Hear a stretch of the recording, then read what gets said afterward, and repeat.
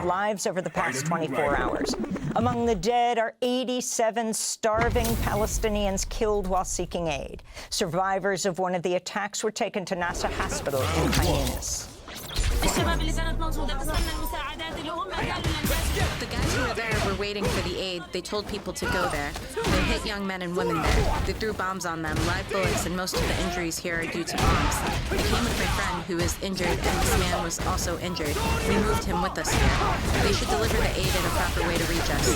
For example, this torment we saw the death in all forms. In central Gaza, 25 people were crushed to death when a humanitarian aid truck overturned onto a crowd hoping to receive a meal. Gaza officials say Israeli forces have forced drivers to take unsafe routes on delivery runs. Meanwhile, only 85 aid trucks reportedly crossed into Gaza Tuesday, once again falling far short of the 600 trucks daily aid organizations say are needed to supply Gaza's basic needs. Gaza's health ministry reports another 5 people died due to famine and malnutrition over the past day, bringing the starvation-related death toll to 193. Texas Republican Governor Greg Abbott Tuesday asked the Texas Supreme Court to remove Democratic Caucus Chair Jean Wu from office after Wu and more than 50 Democratic legislators fled Texas to block Republicans from redrawing its congressional district map. This is Democratic Caucus Chair Wu. This is my seat. This seat belongs to the people of the state of Texas. Until the people of the state of Texas tell me to go away, I will stay here and fight with everything that I have. This is not about me. This is not about Democrats. This is not about political power. This is about protecting what we believe and love about America. This comes as Texas Republican Senator John Cornyn sent a letter to FBI Director Kash Patel to track down and arrest the Democratic state legislators who have fled the state to prevent a quorum for a vote on the new redistricting map. President Trump was asked about the FBI intervening and said they, quote, may have to, unquote. Meanwhile, California legislators are pushing through their own redistricting efforts. They're expected to vote on a new congressional map in the coming days, after which California Governor Gavin Newsom plans to put the proposal to a vote November 4th. Rwanda has reached an agreement with the Trump administration to take in immigrants deported from the United States. Rwanda is the 3rd African nation to agree to a similar deal, saying it'll receive up to 250 deportees from the U.S., according to Reuters.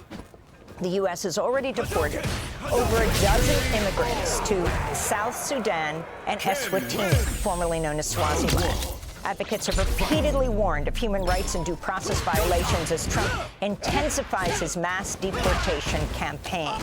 The immigrants are not from these countries they are being sent to. In Florida, a Cuban immigrant has been on hunger strike for over 14 days to protest his detention in inhumane conditions at ICE jails.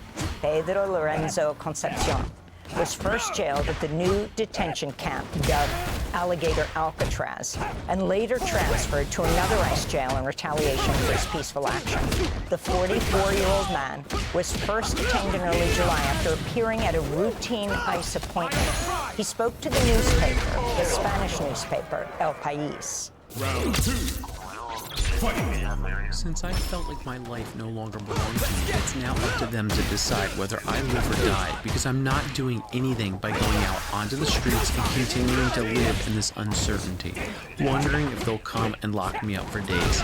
They're not considering the consequences of taking away a person's freedom. As detained people speak out against abusive conditions in federal immigration custody, a months-long investigation has compiled reports of hundreds of human rights violations at immigration jails nationwide, including physical and sexual abuse, as well as violence against detained children and pregnant people.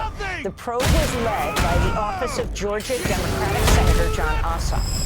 Here in New York, new data show ICE has arrested over 2,300 people at federal immigration courthouses and offices since January, a nearly 200% increase from the months before Trump returned to office.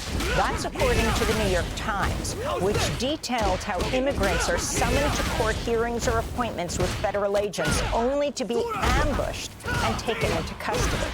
Advocates have denounced the secrecy surrounding the arrest, and today they've launched a protest camp in a public park in downtown Manhattan next to ICE's office and immigration courthouses at 26 Federal Plaza to demand an end to the crackdown. Democracy Now! Was there early this morning. My name is Ella Weber. We are here at Liberty City, setting up for a space for collective mutual aid and community resistance against ICE's abduction program inside the courts, and as they continue to wreak havoc